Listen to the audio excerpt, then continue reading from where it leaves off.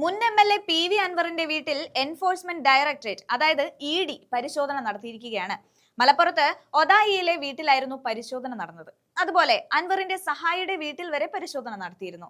കാരണം എന്ന് പറയുന്നത് സ്ഥലത്തിന്റെ രേഖകൾ ഉപയോഗിച്ചുകൊണ്ട് കേരള ഫിനാൻഷ്യൽ കോർപ്പറേഷനിൽ നിന്നും അതായത് KFCയിൽ നിന്നും വായ്പ എടുത്തതുമായി ബന്ധപ്പെട്ടായിരുന്നു റെയ്ഡ് എന്നാണ് പറയുന്നത്.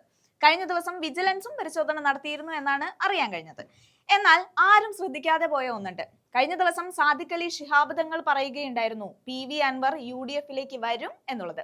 അതായത് തൃണമൂൽ കോൺഗ്രസ് നേതാവായ അദ്ദേഹം തദ്ദേശ തെരഞ്ഞെടുപ്പിന് മുൻപ് UDFിനോടൊപ്പം ഉണ്ടാകുമെന്നാണ് പാണക്കാട് സാദിഖ് അലി തങ്ങൾ പറയുന്നത്. കാരണം UDFിലേക്കുള്ള പ്രവേശനം അൻവറിന്റെ നിലനിൽപ്പിന് ആവശ്യമാണെന്നാണ് അദ്ദേഹം മാധ്യമങ്ങളോട് പറഞ്ഞത്. ഒന്നോർത്താൽ അങ്ങനെ ഒരു തീരുമാനമെടുത്തതിന് ശേഷമാണല്ലോ അൻവറിന് ഇങ്ങനെ ഒരു അടി കിട്ടിയിരിക്കുന്നത്.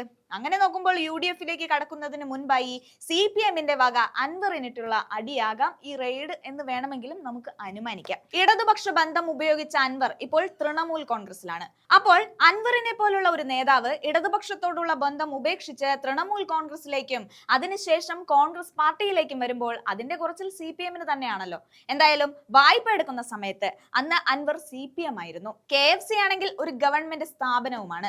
അങ്ങനെ നോക്കുകയാണെങ്കിൽ അന്ന് അൻവർ CPM ആയതുകൊണ്ട് അദ്ദേഹത്തിന് അന്ന് വായ്പ കൊടുത്തു.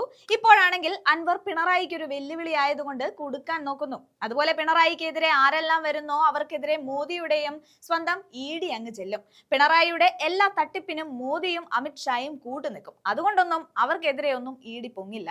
BJPയുടെ കേരളം ഏജന്റ് ആണ് പിണറായി. ഇതൊക്കെ പറഞ്ഞേ ഞാനല്ല കേട്ടോ, ജനങ്ങളാണ്. കാരണം ഇതെല്ലാം കാണുന്ന ജനങ്ങൾ വെറും പൊട്ടന്മാരല്ല. എല്ലാവരും ഭരണപക്ഷത്തിന്റെ കളികൾ അറിയുന്നുണ്ട് എന്ന് മാത്രം പറയാനുള്ളൂ.